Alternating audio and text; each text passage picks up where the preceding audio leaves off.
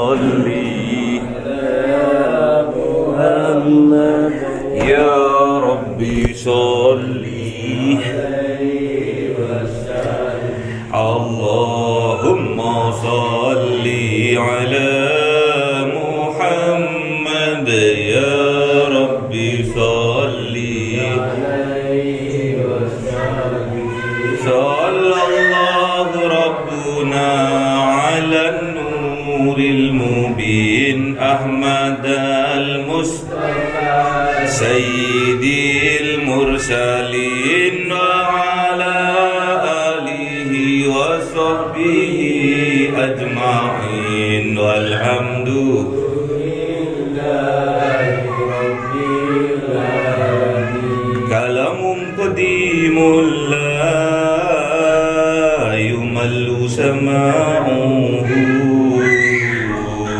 تنزه عن قولي وفعلي ونياتي به أستوفي من كل داء ونوره دليل لقلبي عند جهلي وحيراتي فيا رب متعني بسر حروفه ونور به سمعي وقلبي ومكلاتي وهب لي به فتحا وعلما وحكمة وأنس به يا ربي في القبر وصل وسلم كل يوم وليلة على من به الرحمن يقبل توبتي وآل وأصحابي كرام أئمة بهم يغفر الغفار ذنبي وزلاتي أعوذ بالله من الشيطان الرجيم بسم الله الرحمن الرحيم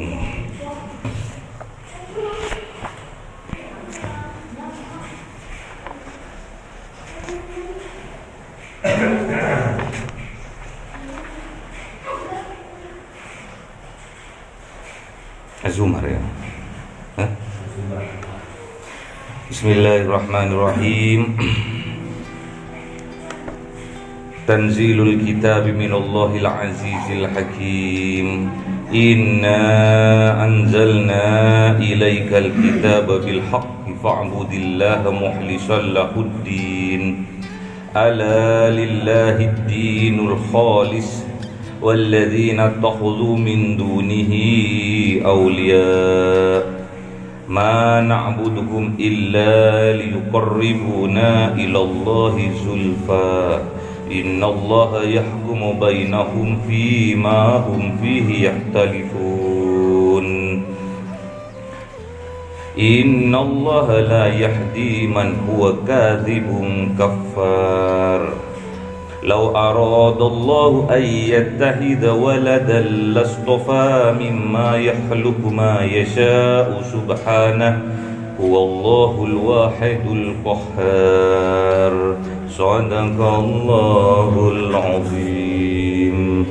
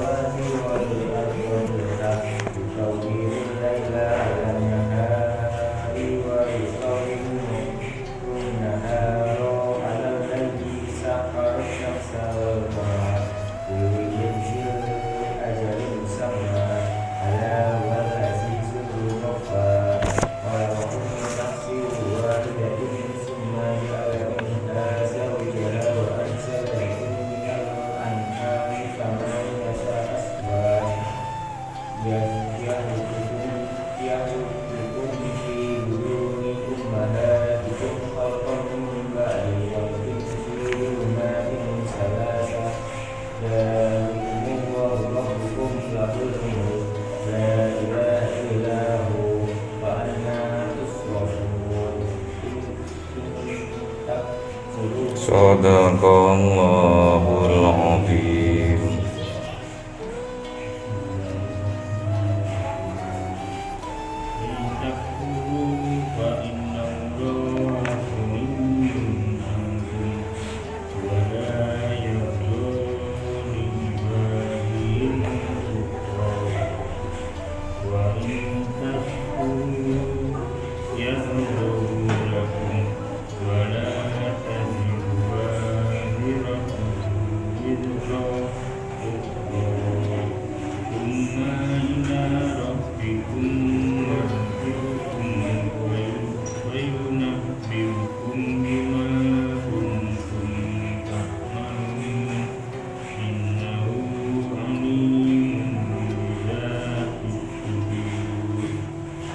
Sadaqallahul azim.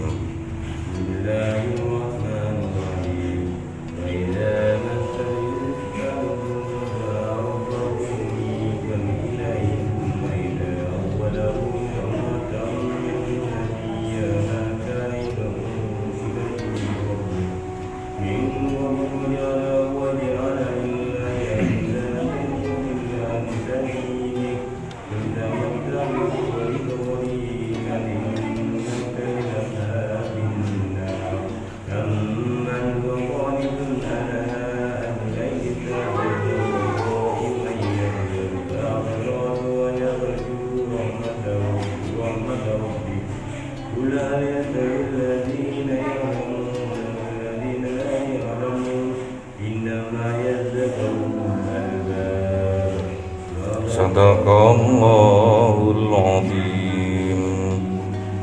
Bismillahirrahmanirrahim. Surat Az-Zumar.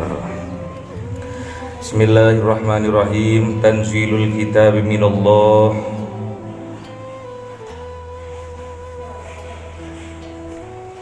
Telah diturunkan Alkitab, yaitu Al-Quran minallah, dari Allah.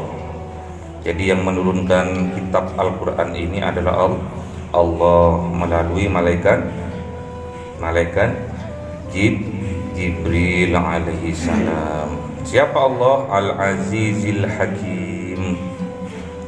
Allah itu maha mulia.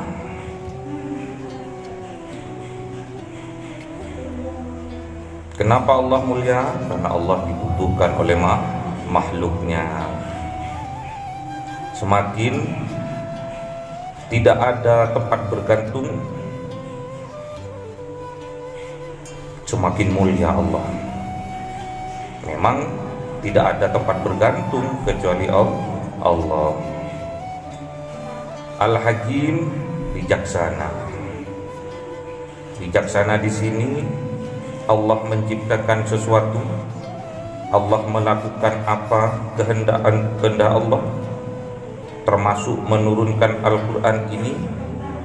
Allah itu Al-Hakim, menghendaki dengan turunnya Al-Quran ini, menghendaki bahwa Al-Quran ini menjadi petunjuk, menjadi rahmat bagi manusia, sebagai pedoman hidup bagi manusia. Jadi Allah dengan turunnya Al-Quran dikaitkan dengan sifatnya Allah yang Al-Hakim, yang menginginkan kebaikan, kesempurnaan kebaikan dari diturunnya Al-Quran, tidak menghendaki keburukan atau kemudaratan. Inna anzalna ilaikal kitab. Inna, sesungguhnya, anzalna, kami menurunkan, ilaikah, kepadamu ya Muhammad, Alkitab, Al-Quran ini, bil haqqi, dengan benar. Jadi Allah menurunkan kitab Al-Quran ini dengan benar dan membawa kebenaran. Karena Al-Quran ini menunjuki atau memberi petunjuk ke jalan yang benar, menuju kepada yang hak. pemilik kebenaran. Siapa? Allah. Fa'budillah, maka sembahlah Allah, mukhlishan lahuddin, dengan mukhlis, dengan ikhlas, lahuddin, dalam beragama. Jadi kita menyembah Allah itu harus dengan ikhlas. Kita mengabdi kepada Allah itu harus dengan ikhlas. Seperti apa itu ikhlas? Ikhlas itu tempatnya di mana? Di dalam hati. Jadi yang menjadi wadah adalah qalbi. Isilah qalbi kita, hati kita dengan Allah.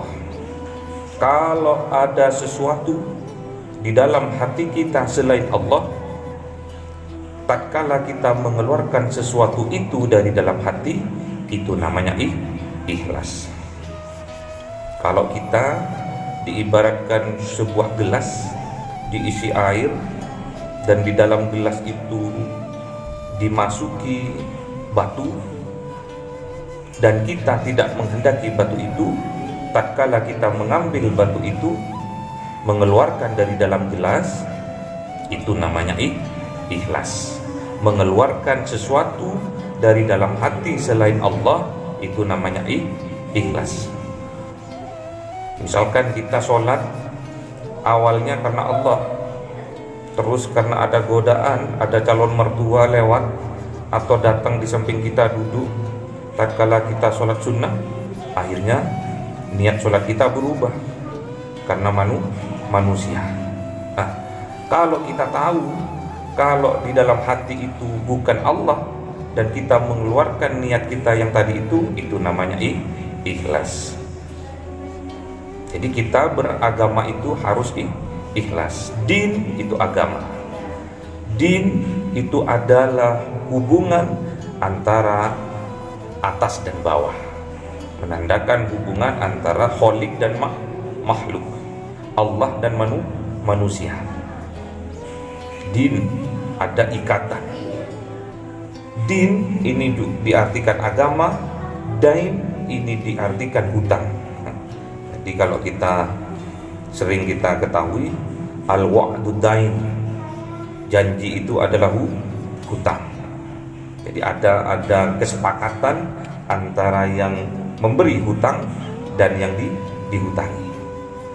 Jadi ada yang di atas, ada yang di bawah. Kalau din yang dimaknai dengan agama di sini adalah hubungan Allah dengan makhluknya, yaitu manusia. Din agama, maknanya banyak agama ini. Agama secara bahasa itu tidak, agama itu cerai berai atau kocar kacir atau kacau. Jadi kalau dengan agama tidak bercerai berai, tidak berkocar kacir, tidak kacau, jadi anteng. Makanya kita harus ikhlas dalam beragama. Jadi hubungan kita dengan Allah tidak ada selain Allah, tidak ada selain Allah. Kita harus memurnikan hati kita dari selain Allah, itu namanya ikhlas. Ala lillahid dinul khalis. Ala ini ajakan sebetulnya dari Allah. Ayo, ala lillahid dinul khalis, milik Allah lah din, agama ini yang khalis, yang di dalamnya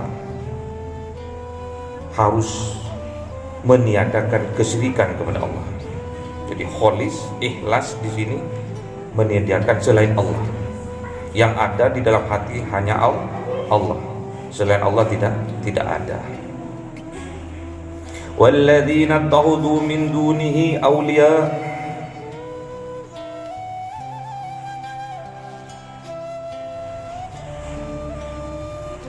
Jadi kalau di agama Islam itu tidak ada aulia atau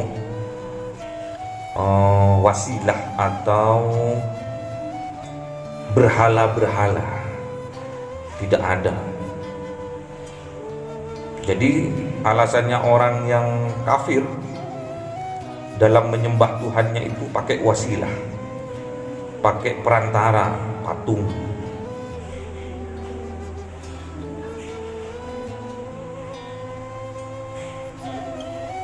Jadi apabila ada seseorang hamba mengambil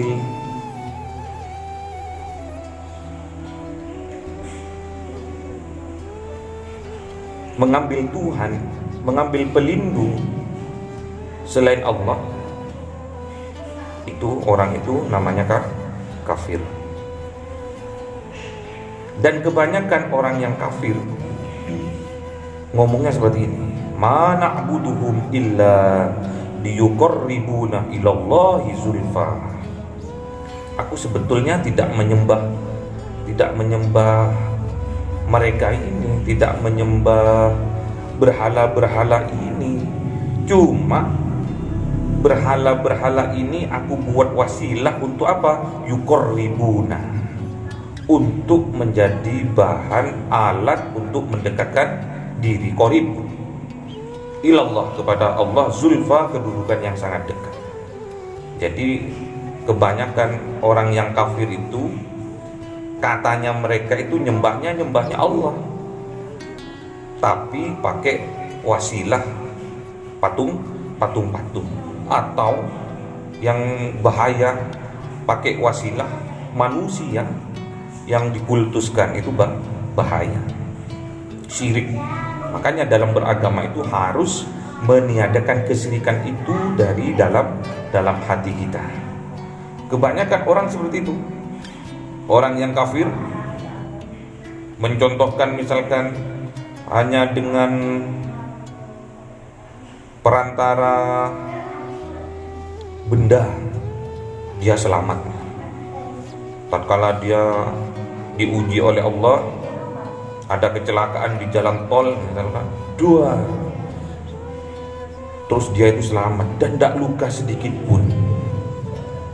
Ternyata dia tatkala ditanya, "Loh, kamu kok bisa selamat?" Yaitu perantara azimat ini, itu perantara azimat ini oleh Allah aku diselamatkan.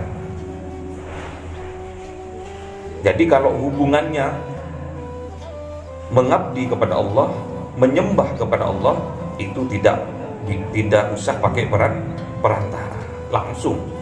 Karena Allah itu mengikrarkan dirinya, nahnu aqrabu ilaihi min hablil warid. Aku ini lebih dekat dari urat lehermu. Jadi kalau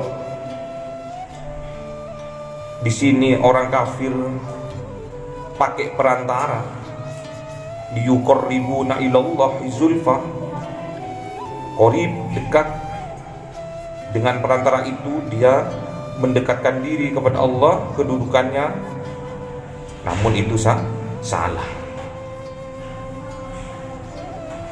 Jangan sampai di dalam keyakinan kita, dalam kita beragama, dicampur adukan dengan kesyirikan.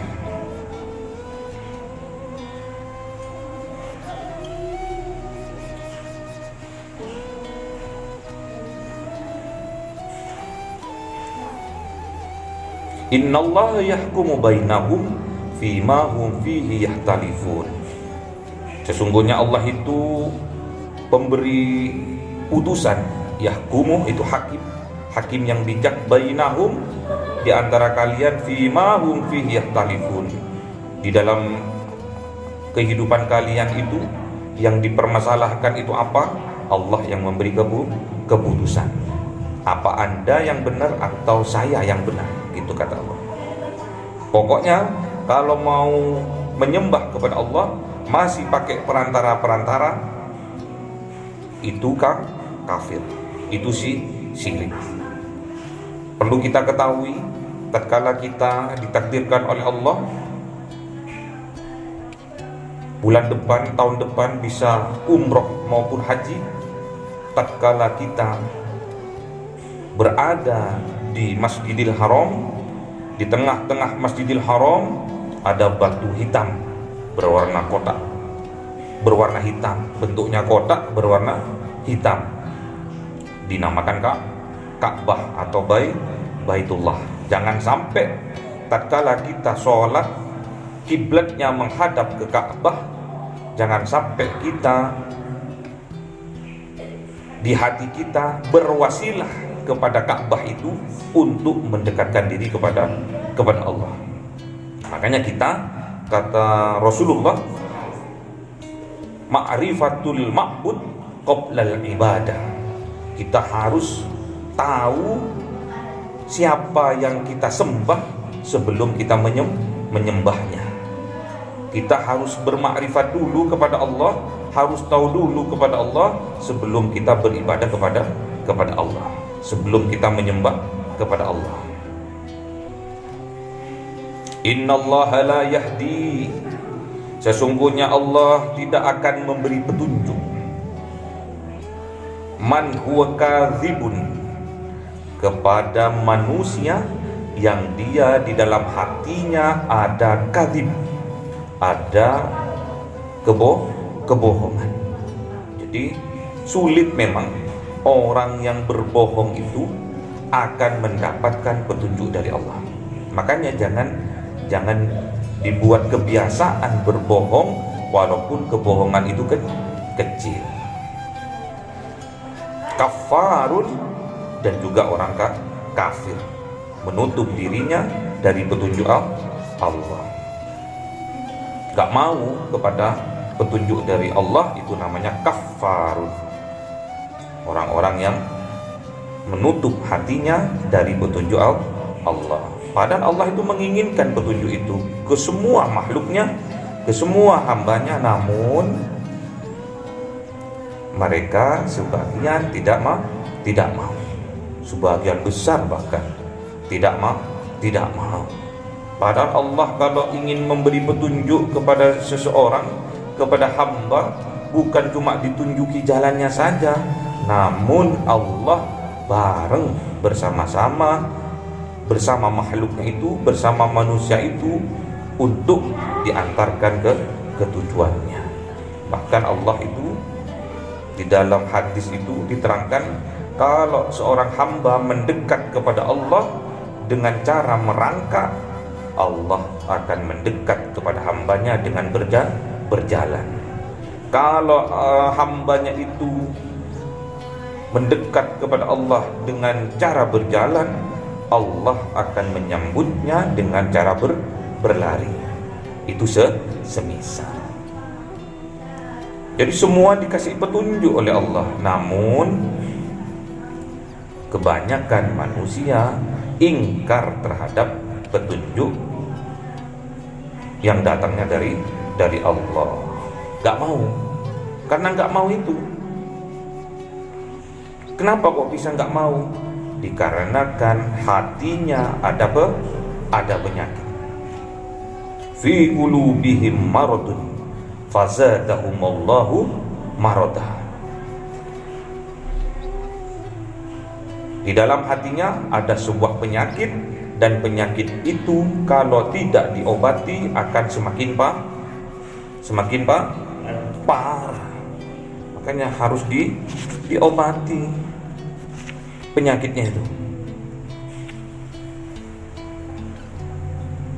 Fi qulubihim maradun fazadahumullahu maradah walahum adzabun alimum bima kanu yakdzibun. Dan mereka akan mendapatkan azab yang amat pedih dari Allah dikarenakan apa? Bima kanu yakdzibun, karena di dalam hati mereka, di dalam kehidupan hari-hari mereka, mereka selalu berbuat dusta atau bohong. Jadi awal dari segala penyakit adalah berdusta. Makanya sekecil apapun berdusta, sekecil apapun berbohong, harus kita hindari. Karena penyebab hati itu ada penyakitnya, awalnya dari berdusta. Semoga Allah memberikan kekuatan pada kita sehingga kita dijadikan oleh Allah orang yang benar, orang yang jujur, sehingga kita menjadi orang yang mukhlasin, ikhlas dalam beragama, mukhlisul lahuddin. Allahumma arhamna bil waj'alhu lana imaman wa nuran wa hudan wa rahmah. Allahumma dhakkirna minhuma nasina wa 'allimna minhuma jahilna warzuqna tilawatahu